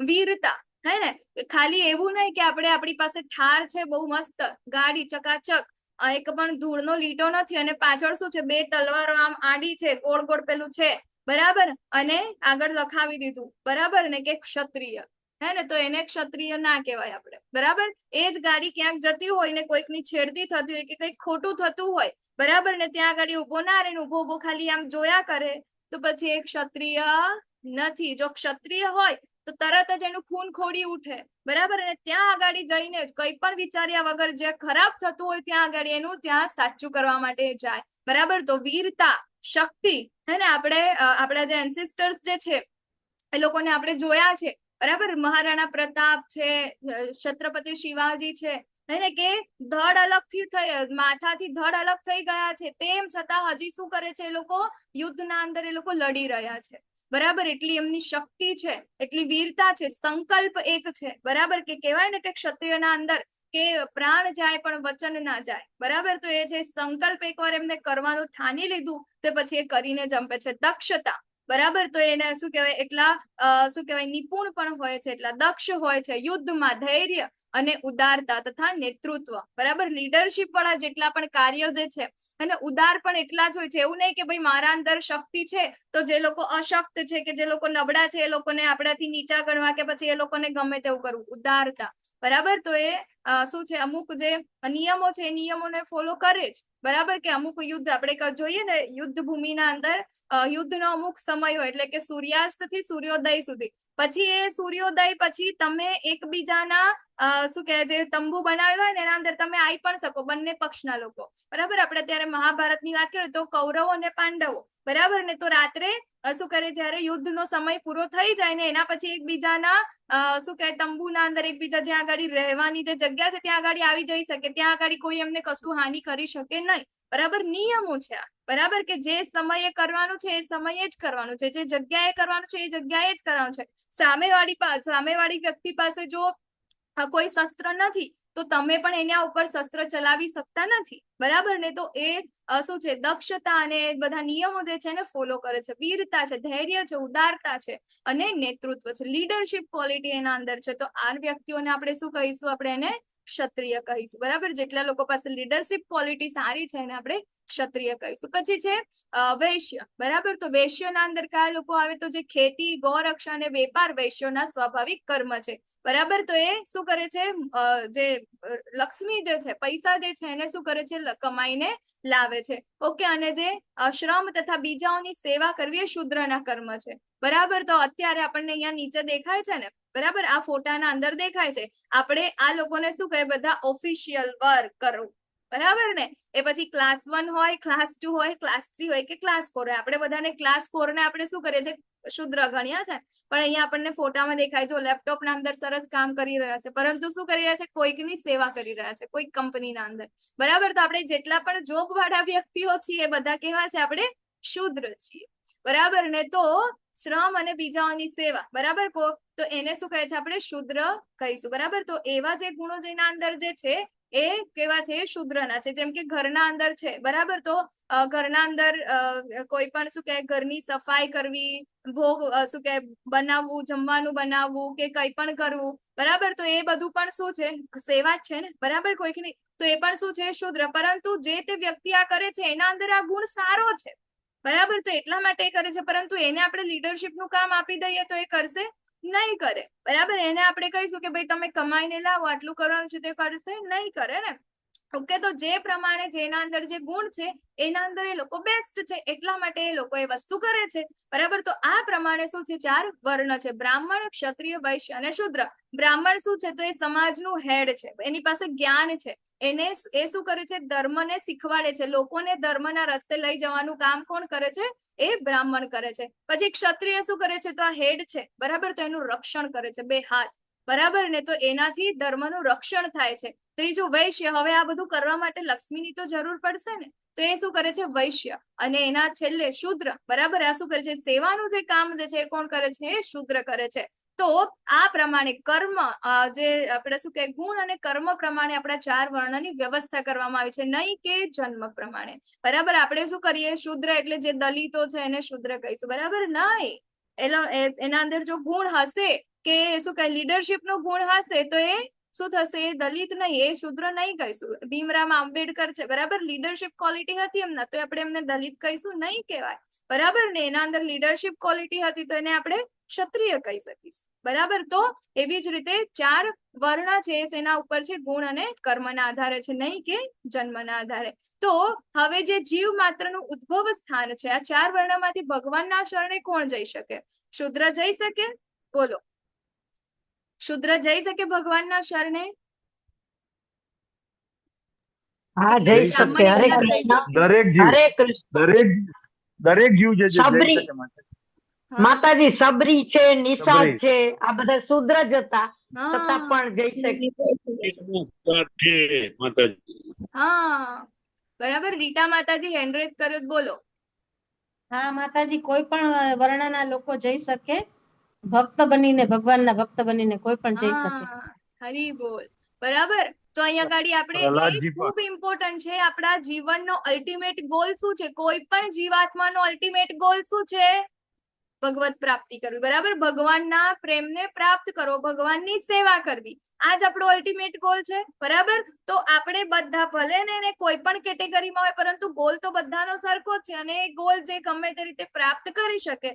બરાબર. તો એ ભલે ગમે તે કેટેગરીમાં હોય, બ્રાહ્મણ હોય, શુદ્ર હોય, વૈશ્ય હોય કે ક્ષત્રિય હોય, કોઈ પણ હોય, એ ગોલને પ્રાપ્ત કરી શકે છે, ભગવત પ્રાપ્તિ કરી શકે છે. બરાબર. અહીંયા આગળ ભગવાન કહે છે કે જીવ માત્રનું ઉદ્ભવ સ્થાન છે અને જે સર્વવ્યાપી છે, તે ભગવાનની ઉપાસના કરીને મનુષ્ય પોતાના નિયત કર્તવ્ય કર્મો કરતો રહીને પૂર્ણત્વ પ્રાપ્ત કરી શકે છે. બરાબર. આપણે અપૂર્ણ છે, આપણે ભગવાન પૂર્ણ છે, એમને આપણે પ્રાપ્ત કરવાના છે. બરાબર. અને જ્યાંથી ઉદ્ભવ થયો છે, આ બધાનો ઉદ્ભવ થયો ક્યાંથી? બરાબર. શુદ્ર હોય, વૈશ્ય, એ બધાનું ઉદ્ભવ સ્થાન કોણ છે? ભગવાન છે, સર્વવ્યાપી છે. બરાબર. ઓમ સર્વવ્યાપી છે. તો આપણે જયારે એમની ઉપાસના કરીશું ત્યારે આપણને ચોક્કસ આપણે ભગવત પ્રાપ્તિ કરી શકીશું. તો હવે આપણે શું કરવું જોઈએ? તો આપણને જે ગુણ મળ્યા છે, બરાબર, સ્વધર્મનું આપણે શું કરવાનું છે? સ્વીકાર કરવો જોઈએ, નહીં કે આપણે દેખાદેખી કરવી જોઈએ. જેમ કે શું કહેવાય, મારી પાસે ગુણ છે શૂદ્રના, બરાબર, અને મારે કામ કરવા છે ક્ષત્રિયના કે બ્રાહ્મણના. બરાબર. કે પછી મારી પાસે છે ગુણ બ્રાહ્મણના, ક્ષત્રિય, મારે કરવું છે વૈશ્યનું કામ કે શૂદ્રનું કામ કે બીજું કઈ. બરાબર. તો એને અહીંયા આગળ ભગવાન શું કહે, કરવા માટેની આપણને આજ્ઞા નથી કરતા. કેમ? કારણ કે અન્ય કોઈના સ્વધર્મરૂપ કર્મને સ્વીકારીને તેને સારી રીતે કરવા કરતા પોતાના નિયત સ્વધર્મ રૂપ કર્મને કરતા રહેવું એ વધારે સારું છે. ભલે તે પછી ક્ષતિયુક્ત રીતે કરવામાં આવતું હોય, પોતાના સ્વભાવ પ્રમાણેનું નિર્દિષ્ટ કર્મ કદાપી પાપથી પ્રભાવિત થતું નથી. બરાબર.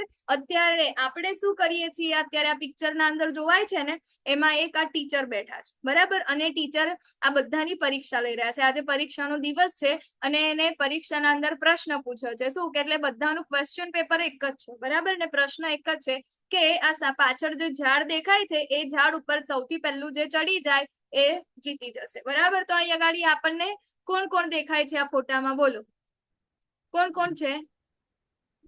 વાનર, વાંદરો, હાથી, હા. હાથી, હવે તમે મને માછલી, જવાબ આપો કે આમાંથી કોણ પહેલા પહોંચી જશે ઝાડ ઉપર? વાંદરો. વાંદર. વાંદરો. રાજેન્દ્ર પ્રભુજી હેન્ડ રેઝ કર્યો તમે. હા માતાજી, સૌથી પહેલા વાંદરો પહોંચશે, હાથી નહીં પહોંચી શકે. વાંદરો પહોંચી જશે, હાથી નહીં પહોંચે. એમ તમે એક અહીંયા ગાડી ના જોયું. વાંદરાની બાજુમાં પક્ષી. કોણ છે? પક્ષી પહોંચી જાય. હા, પક્ષી છે. પક્ષી પહોંચે. બરાબર ને? હા. હા તો ન હવે દેખાણું. પરીક્ષાનો પ્રશ્ન તો એ છે કે ભાઈ સૌથી પહેલા ઝાડ પર કોણ ચડે? બરાબર. અને હવે અહીંયા ગાડી પક્ષી પહોંચી ગયું, તો આ શું આ બીજા બધા ફેલ થઈ જશે? બોલો. આ કૂતરો છે, કૂતરો ફેલ થઈ જશે. આ માછલી છે, માછલી કઈ રીતે ચડી શકશે? એ ફેલ થઈ જશે. પરંતુ આપણી અત્યારની જે એજ્યુકેશન સિસ્ટમ છે, આપણે જે રીતે આપણે જે કર્મ કરીએ છીએ તો બધા આવી જ રીતે કરીએ છીએ. એ જ રીતે આપણે જોઈએ છે સક્સેસ ને, તો એ જ રીતે જોઈએ છે આપણે કે બધાને એક સરખા પ્લેટફોર્મ પર મૂકીએ છે. ભલે ને બધાના અંદર ગુણ અલગ અલગ હોય. હાથીને તમે એવું કહો કે ભાઈ આ ઝાડ ઉખાડીને ફેંકવાનું છે, એ ઉખાડીને ફેંકી દેશે. એ પક્ષી કે વાંદરો કરી શકશે? નહીં કરી શકે. તમે વાંદરાને કહેશો કે ભાઈ તમારે કૂદકા મારીને એક ઝાડથી બીજા ઝાડે તમારે જવાનું, તો એ જઈ શકશે. બરાબર. પણ એ ઉડીને ઉપર છેક સુધી નહીં પહોંચી શકે. બરાબર ને? તો એવી જ રીતે આ બીજા બધા જે છે, બરાબર, તો એ લોકો પોતપોતાના કર્મ, એ લોકોના શું કે છે નિર્દિષ્ટ કર્તવ્ય કર્મ છે એ લોકોના, કે એના અંદર એ લોકો સારી રીતે કરી શકે છે. બટ એવું નથી કે આપણે એ લોકોને બધાને એક જ જગ્યાએ લઈ જવાના છે. બરાબર. તો અહીંયા ભગવાન આપણને એ જ કહે છે કે આપણને જે ગુણ પ્રમાણે આપણને જે કર્મ મળ્યા છે એ જ પ્રમાણે આપણે શું કરવાનું છે, સ્વભાવ પ્રમાણે જ આપણે એનું કામ કરવાનું છે. જો આપણે એવી રીતે નથી કરતા તો શું થશે, પાપથી પ્રભાવિત જ છે.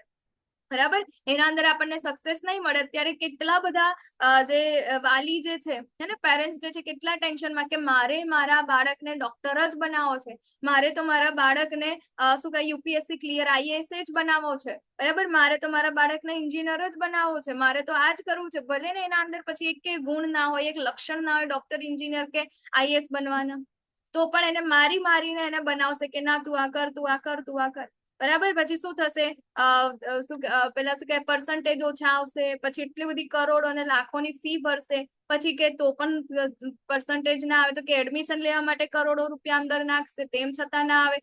હવે જે વસ્તુ જેના અંદર નથી, ચાલો એ પદ ઉપર બેસી પણ ગયા, બરાબર, કોઈ સારી પોસ્ટ ઉપર બેસી ગયા, ડોક્ટર બની ગયા, એન્જિનિયર બની ગયા, કઈ પણ બની ગયા. હવે એ ડોક્ટર ના ત્યાં તમે જશો, એ ડોક્ટર બન્યો છે કેટલા કરોડો રૂપિયા આપીને ડોક્ટર બન્યો છે, એના અંદર શું કહેવાય ડોક્ટર ના ગુણ શું કહેવાય 5-10% છે. કોલેજના અંદર ગયો તો આપણે જોઈ લે, ચાલો મારીને 5-10% આવ્યા, તો હવે તમે એની પાસે જાઓ છો સર્જરી કરાવવા માટે, તો ડરવું જોઈએ કે ના ડરવું જોઈએ? ડરવું જોઈએ ને, બરાબર, કારણ કે એના અંદર એ ગુણ જ નથી જે પ્રમાણેની તમે એને શિક્ષા આપી છે, બરાબર. તો આપણે અહીંયા આગળ શું છે, ભગવાન આપણને એ જ કહે છે કે જે આપણને ગુણ પ્રમાણે આપણો જે સ્વભાવ છે એ પ્રમાણે જ આપણે શું કરવું જોઈએ, કર્તવ્ય, આપણું જે કર્મ જે છે એ કરવું જોઈએ. બીજાને જોઈને, બીજાના શું કે ભાઈ મારા બાજુવાળાનો છોકરો છે આટલો સારો ડોક્ટર બની ગયો, તો મારે પણ મારા છોકરાને તો ડોક્ટર જ બનાવવાનો છે, મારે તો મારા છોકરાને એન્જિનિયર જ બનાવવાનો છે, મારે તો મારા છોકરાને આવું જ કરવું છે, બરાબર ને? એ ખોટી વસ્તુ છે, બરાબર. એ કેવું છે, પાપથી પ્રભાવિત થાય છે, બરાબર. તો આપણે શું કરવાનું છે, પોતાના ગુણ પ્રમાણે આપણને જે સ્વભાવ મળ્યો છે એ પ્રમાણે જ આપણે આગળ વધવાનું છે. તો આ પ્રમાણે જે દિવ્ય અવસ્થામાં રહેલો હોય છે તે તરત જ પરબ્રહ્મની અનુભૂતિ કરે છે અને પૂર્ણપણે આનંદમય બને છે. તે કદાપી શોક કરતો નથી કે કશાયની કામના પણ કરતો નથી. તે જીવ માત્ર પર સમભાવ રાખે છે અને તે અવસ્થામાં તે મારી શુદ્ધ ભક્તિને પામે છે, બરાબર. તો આ પ્રમાણે આપણા પોતાના સ્વભાવ પ્રમાણે આપણે શું કરીએ છીએ, કર્મ કરીએ છીએ અને આપણે ભગવાનના અંદર, બરાબર, એટલે કે ભગવાનને સેન્ટરમાં રાખીને શું કરે છે, દિવ્ય અવસ્થામાં રહીએ છીએ અને પરબ્રહ્મની અનુભૂતિ કરે છે, પૂર્ણપણે આનંદમય, બરાબર. અત્યારે આપણા હિઝ હોલીનેસ જય પતાકા સ્વામી મહારાજનો આ ફોટો છે, બરાબર, દિવ્ય અવસ્થા. અત્યારે એમને કહેવાય ને કે શરીરના અંદર એક વસ્તુ એવી નહીં હોય કે જેનું ઓપરેશન નહીં થયું હોય, બરાબર ને. સ્કિન કેન્સર છે એમને, કિડનીના ઓપરેશન કરાવેલા છે, આંખના અંદર એક આંખમાં તો જોવાતું પણ નથી, શરીર સાથ જ નથી આપતું, બરાબર ને. તેમ છતાં એ જ્યારે પણ રોજ મતલબ 2-3 દિવસ એમનું ડાયાલિસિસ થાય, ડોક્ટરની ટીમ એમની સાથે જ હોય, તેમ છતાં શું કરે, જ્યારે પણ સવારમાં ભાગવતમનો ક્લાસ એમને કહેવાનો, એટલે કહેવાનો જ્યારે આવે ત્યારે કે ભાગવતમનો ક્લાસ, કે ભલે એમને 30 મિનિટ બોલવા માટે એમને ડોક્ટર એમને અલાઉડ ના કરે ને તો પણ કે ના મારે તો આ કરવું જ છે, બરાબર. માળા કરે, બધા વિશે વિચારે, હજી સુધી ઇનિશિયેશન પણ આપે છે, બરાબર ને. તો આવા જે ભગવાન જે ના અંદર દિવ્ય અવસ્થામાં રહેલા છે, બરાબર, આપણા જેવી રીતે નહીં, ભૌતિક અવસ્થામાં રહેલા. ઓકે, તો શું કહે છે, કદાપી શોક કરતો નથી કે કશાયની કામના પણ કરતો નથી. આપણે તો શું કરીએ, થોડોક તાવ આવે એટલે ના ભગવાન આજે બહુ તાવ આવ્યો, હા મને તો આજે માફ કરી દેજો ભગવાન પ્લીઝ, હે ને. આપણે તો એવું કરીએ, આજે ભોગ નહીં બને, હા પ્રભુ પ્લીઝ મને માફ કરી દેજો, હે ને. આપણે તો એવું કરીએ, પરંતુ આજે ભગવાનના શુદ્ધ ભક્તો છે, હે ને, એ લોકો ભગવાનની કેવી હોય છે, દિવ્ય અવસ્થાના અંદર હોય છે, બરાબર. એ લોકો એ ભૌતિક પ્લેટફોર્મ ઉપર નથી હોતા, 3 ગુણોની ઉપર. તો હવે ભગવાન કહે છે ગડી ભક્ત્યા મામ અભિજાનાતિ, મને કેવળ ભક્તિ દ્વારા જ પૂર્ણ પુરુષોત્તમ પરમેશ્વર તરીકે મૂળ રૂપે જાણી શકાય છે.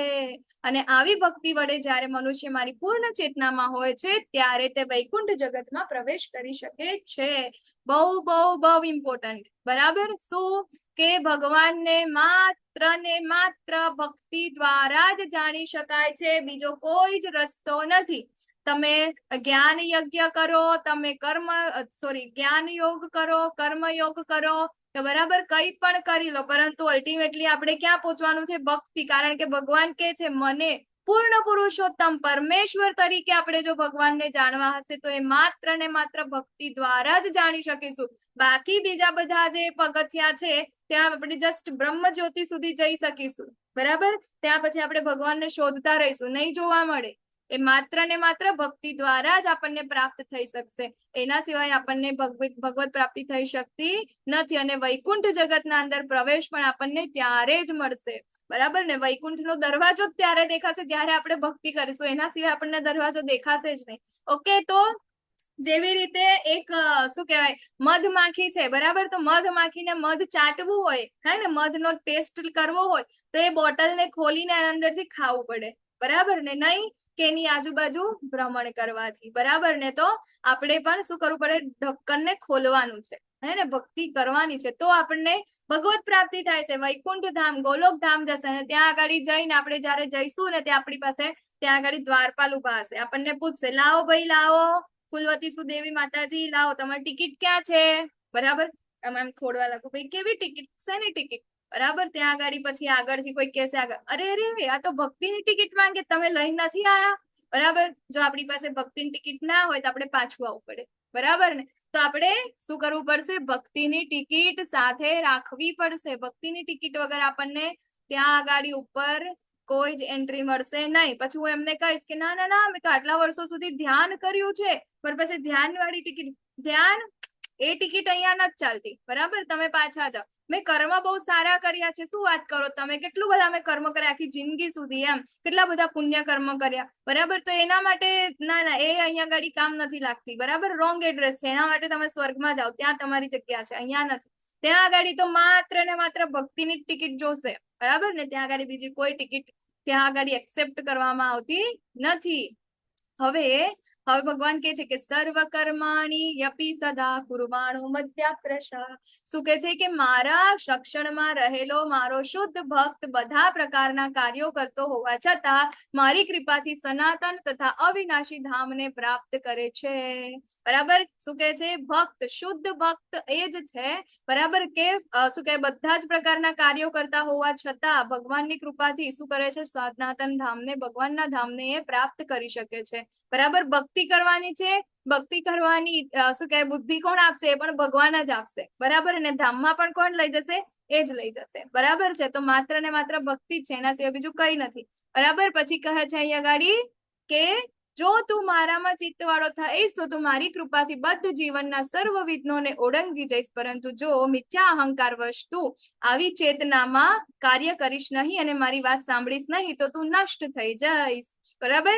જેવી રીતે એક શું કહેવાય, ગાયનું નાનું વાછરડું હોય ને, અને વાછરડાનું પગલું પડ્યું ને, આઈ થિંક ખર કહેવાય, શું કહેવાય, I forgot that word, I think ખર કહેવાય, બરાબર ને? એનું જે છાપ પડી હોય ને એના નાના વાછરડાના પગની, બરાબર? એ કેવું હોય? એકદમ શું કહેવાય, ઓળંગી જવાય એવું હોય, બરાબર ને?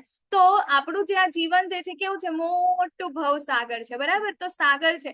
હવે આપણને એવું કે ભાઈ આપણે તો એ સાગરને ઓળંગવાનું છે, પેલી બાજુ જવાનું છે, તો આપણે ઓળંગી શકીશું?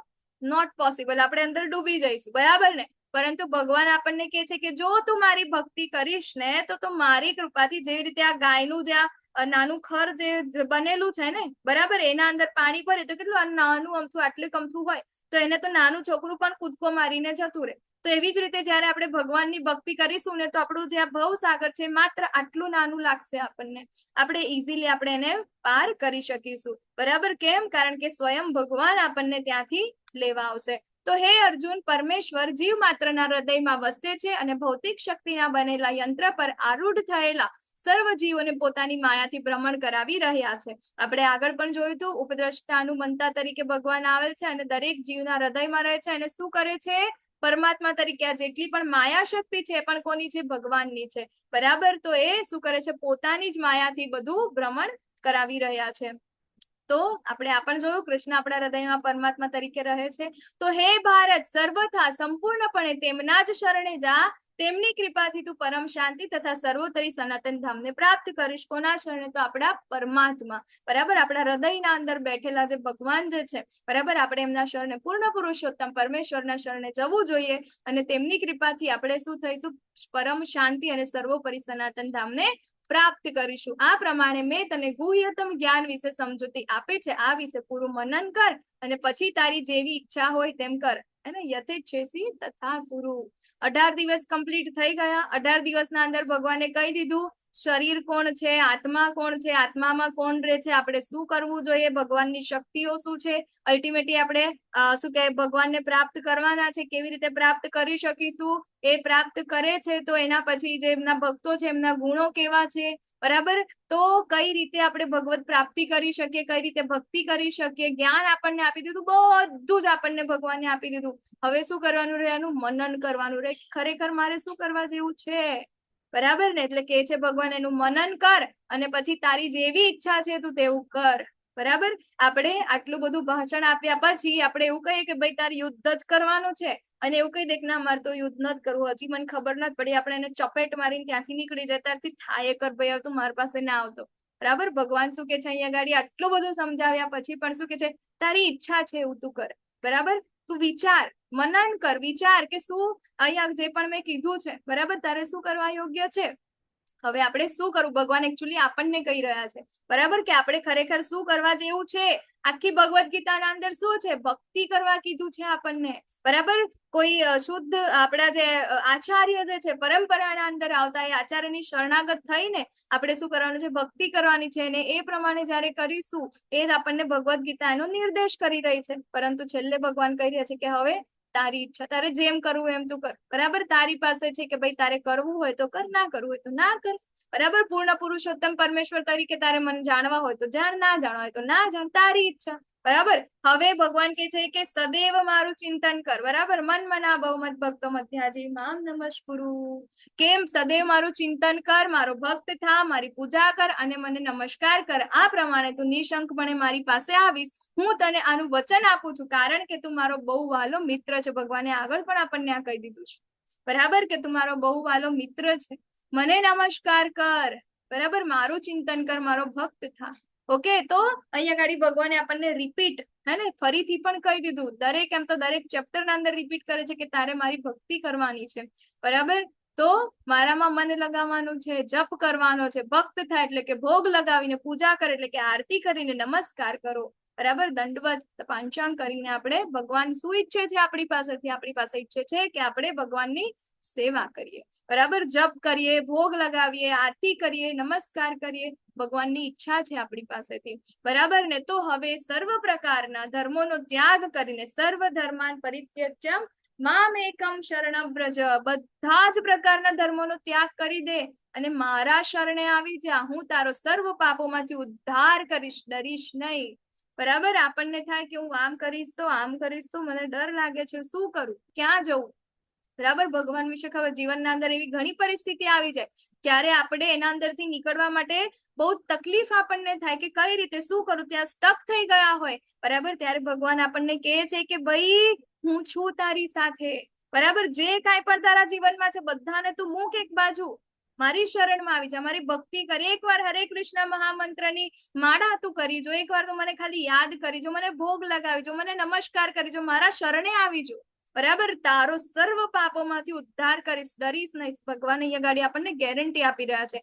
તો જે મનુષ્ય ભક્તોને આ પરમ રહસ્ય બતાવે છે તે શુદ્ધ ભક્તિ પ્રાપ્ત કરે છે અને અંતે તે મારી પાસે પાછો આવશે, એમાં લેશ માત્ર શંકા નથી, બરાબર. પરમ રહસ્ય કયા છે, ભગવદ ગીતાના પરમ રહસ્ય, બરાબર. હું શરીર નથી, હું આત્મા છું, ભગવાન પૂર્ણ પુરુષોત્તમ પરમેશ્વર શ્રી કૃષ્ણ છે અને મારો એમની સાથેનો સંબંધ છે હંમેશા સેવા કરવાનો, બરાબર, ભક્તિ કરવાનો. તો આ જે રહસ્ય જે છે આ પરમ રહસ્ય શુદ્ધ શું કહેવાય જેને બતાવે છે, બરાબર, કે બીજા ભક્તોને, બીજા બધા લોકોને બતાવે છે, એટલે કે પ્રચાર કરીએ છીએ ત્યારે શું કરે છે, શુદ્ધ ભક્તિને પ્રાપ્ત કરે છે. આપણે કેવી રીતે કરી શકીએ, તો આજની આ બેચ પૂરી થશે, બરાબર, આવતી જૂન થી, બરાબર, આપણો નવો ભગવદ ગીતાનો ક્લાસ ચાલુ થશે. તમારા સ્ટેટસમાં તમારા સગાને, તમારા સ્નેહીઓને તમે મોકલો, બરાબર, કે ભાઈ આપણે લાઈફનો અલ્ટિમેટ ગોલ પ્રાપ્ત કરવાનો છે. અત્યારે તમારા જીવનમાં ભલે જે કઈ પણ પરિસ્થિતિ હોય એ પરિસ્થિતિમાં જો તમારે સારી રીતે નીકળવું હોય તો તમારી પાસે માત્ર એક જ રસ્તો છે, એ છે ભગવાનનો આ ઉદ્દેશ,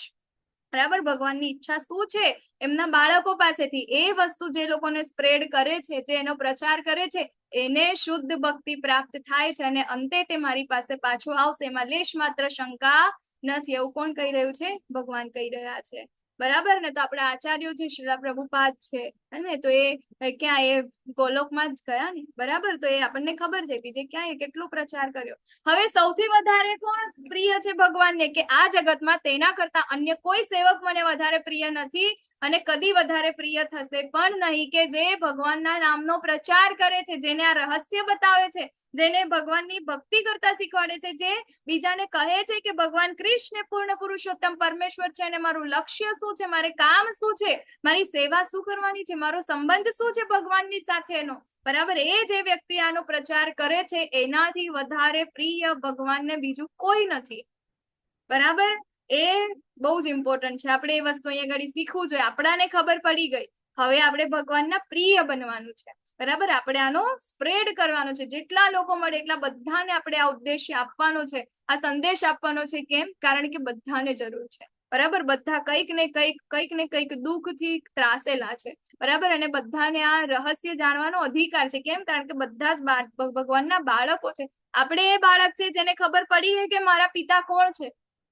હવે આપણે એ બાળક બનવાનું છે જે મારા પિતાને ગમે છે એ કાર્ય કરવાનું. મારા પિતાને ગમે છે કે ના, બીજા બાળકોને નથી ખબર કે મારા પિતા કોણ છે. આપણે એ બાળકને સમજાવવાનું, ચાલ બેટા ચાલ, આપણો પપ્પા ત્યાં આગળ આપણી રાહ જોવે છે, આપણે જવાનું છે, બરાબર? અને આ રસ્તો છે, આ રીતે આપણે જઈ શકીશું. તો એ કોણ છે? ભગવાનને વધારે પ્રિય છે. અને હું એ જાહેર કરું છું કે જે મનુષ્ય આપણા આ સંવાદનું અધ્યયન કરે છે અને તે પોતાની બુદ્ધિથી મારી પૂજા કરે છે, બરાબર? તો આપણે બધા જ, બરાબર ને? તો એ લોકો શું કરે છે? પોતાની બુદ્ધિથી, હે ને? આપણને કોઈ કહી નથી દીધું કે ભાઈ તમે આવી રીતે કરો, તેવી રીતે કરો, કહી દીધું ને કરી દીધું એવું નહીં, પરંતુ હવે આપણે બુદ્ધિ લગાવીશું કે ભાઈ મારે કેમ ભગવાન કૃષ્ણને પૂર્ણ પુરુષોત્તમ પરમેશ્વર માનવા છે, મારે શું કામ એમની ભક્તિ કરવી છે, મારે શું કામ એમની સેવા કરવી છે, બરાબર? કારણ કે અહીંયા ભગવાને આપણને બધું સમજાવી દીધું છે. એટલે કહે છે કે એ શું કરશે? મારી બુદ્ધિથી મારી પૂજા કરશે, બુદ્ધિ એની આધ્યાત્મિક કરશે, નહીં કે પછી આને કીધું એટલે આમ કરો, આને કીધું એટલે આમ કરો, એવું નહીં. તો અને જે મનુષ્ય શ્રદ્ધાપૂર્વક તથા દેશ રહિત થઈને આ સાંભળે છે તે સર્વ પાપમાંથી મુક્ત થાય છે અને પુણ્યાત્માઓના શુભ લોકોને પ્રાપ્ત થાય છે, બરાબર? એટલે અહીંયા આગળ એક ગેરંટી તો મળી ગઈ આપણને. શું? કે ભગવદ ગીતા 18 દિવસ માત્ર સાંભળવાથી પુણ્યાત્માના શ્લોકોમાં, એટલે કે હવે નીચલી યોનીમાં તો આપણે નહીં જ જઈએ, બરાબર ને? ઉપરની જે યોનીઓ છે ત્યાં તો આપણી જગ્યા ફિક્સ થઈ ગઈ. ભગવાન એવું અહીંયા ગાડી કહી રહ્યા છે, બરાબર? કે પુણ્યાત્માના શુભ લોકોને પ્રાપ્ત કરે છે, બરાબર? પરંતુ આપણો ગોલ કયો છે? એમાંથી પણ બહાર નીકળવાનો. તો અર્જુને કહ્યું, હે કૃષ્ણ, હે અચ્યુત, હવે મારો મોહ દૂર થઈ ગયો. આપની કૃપાથી મને મારી સ્મરણ શક્તિ પાછી મળી ગઈ અને હવે હું સંશય રહિત તથા દ્રઢ છું અને આપના આદેશ પ્રમાણે કર્મ કરવા તૈયાર છું. એકચ્યુઅલમાં આપણે બોલવાની લાઈન છે, બરાબર? કે આપણે હવે બધા ભક્તિ કરવા માટે તમારો આદેશ શું છે, બરાબર? એ પ્રમાણે કર્મ કરવા માટે હું તૈયાર છું. અત્યાર સુધી હું ભૂલી ગયો હતો કે મારું શું કામ છે, બરાબર? પરંતુ હવે મને યાદ આવી ગયું છે. તો હવે આખું જે આ સંવાદ જે છે ભગવાન શ્રી કૃષ્ણ અને અર્જુનજી વચ્ચે કેટલા મિનિટ? 45 મિનિટ સુધી એ ચાલે છે, બરાબર? અને એના પછી અર્જુનજી જે છે એ શું થાય છે? યુદ્ધ કરવા માટે સજ્જ થઈ ગયા છે. હવે સંજયજી અહીંયા આગળ ધૃતરાષ્ટ્રને કહી રહ્યા છે કે મેં આ પ્રમાણે કૃષ્ણ તથા અર્જુન બંને મહાપુરુષોનો સંવાદ સાંભળ્યો. આ સંદેશ એટલો અદ્ભુત છે કે મારા શરીરે રોમાંચ થાય છે, રૂવાડા ઉભા થઈ ગયા છે. વ્યાસદેવની કૃપાથી મેં આ પરમ ગુહ્ય સંવાદ પ્રત્યક્ષપણે યોગેશ્વર કૃષ્ણના મુખેથી અર્જુનને કહેવામાં આવતો સાંભળ્યો છે. હે રાજા, જ્યારે હું કૃષ્ણ તથા અર્જુન વચ્ચે થયેલા આ અદ્ભુત તથા પવિત્ર સંવાદનું વારંવાર સ્મરણ કરું છું ત્યારે પ્રતિ ક્ષણે હર્ષ વિભોર થઈ જાઉં છું. અને પછી છેલ્લે કહે છે કે જ્યાં જ્યાં યોગેશ્વર કૃષ્ણ અને જ્યાં ધનુર્ધર અર્જુન છે ત્યાં ઐશ્વર્ય, વિજય, અસાધારણ શક્તિ તેમજ નીતિ પણ નિશ્ચિતપણે રહે છે એવો મારો મત છે. એટલે અલ્ટિમેટલી અહીંયા સંજયજી શું કહી રહ્યા છે કે ભાઈ વિજય કોનો થવાનો છે? પાંડવોનો થવાનો છે અને કૌરવો મારી જવાના છે, બરાબર? એક વાર તો ત્યાં આગળ પણ કહી દીધું. ક્યાં આગળ કીધું આવું? ક્યાં ડિક્લેર કરી દીધું તું રિઝલ્ટ? આગળ બોલો. 11મા અધ્યાયમાં હા, 11મા અધ્યાયમાં, બરાબર ને? અને આજે ફરીથી કહે છે કે જ્યાં આગળ ભગવાન શ્રી કૃષ્ણ અને જ્યાં અર્જુન છે ત્યાં આગળ નિશ્ચિતપણે વિજય તો હંમેશા જ રહેશે, બરાબર? નીતિ, આ બધી જ વસ્તુ જે છે, અસાધારણ શક્તિ, ભગવાન કેવા છે? અસાધારણ શક્તિ છે, બરાબર ને? તો એ ત્યાં આગળ હંમેશા રહે છે, મારો મત છે. તો આપણી સાથે પણ, બરાબર. તો શું આપણે શું સમજવું જોઈએ, શું શીખવાનું છે ભગવદ્ ગીતામાંથી? કે કૃષ્ણ પણ જો આપણી સાથે હોય તો આપણે પણ હંમેશા જીવનમાં શું થશે? જીત જ થશે. ક્યારેય આપણી હાર થશે નહીં. તો વિશ્વાસ રાખવાનો છે, શ્રદ્ધા. શેનાથી? ભગવદ્ ગીતા શરૂઆત શેનાથી થઈ હતી? શ્રદ્ધાથી થઈ હતી, વિશ્વાસથી થઈ હતી. આપણે વિશ્વાસ રાખવો પડશે કે ભગવાન પૂર્ણ પુરુષોત્તમ પરમેશ્વર કૃષ્ણ એ મારી સાથે છે. કેવી રીતે સાથે છે એનો અનુભવ થશે, કેવી રીતે શ્રદ્ધામાં વધારો થશે? એમની ભક્તિ કરવાથી, શ્રવણ કરવાથી. બરાબર. તો ભગવદ્ ગીતાના મહત્વના સંદેશાઓ કયા છે? આપણે આત્મા છીએ, કૃષ્ણ ભગવાન છે, સર્વોચ્ચ વ્યક્તિત્વ, અને પૂર્ણતા પ્રાપ્ત કરવા માટે ભક્તિમય સેવાઓ એ શ્રેષ્ઠ પ્રક્રિયાઓ છે. તો આપણે પણ શું કરવાનું છે? ટાઈમ વેસ્ટ નથી કરવાનો. શું કરવાનું છે? માત્ર ને માત્ર શું કરવાનું છે? ચેન્ટિંગ કરવાનું છે. બરાબર. મહેરબાની કરીને શું કરવાનું છે? ચેન્ટિંગ કરવાનું છે અને ખુશ થવાનું છે. શું કરીશું આપણે?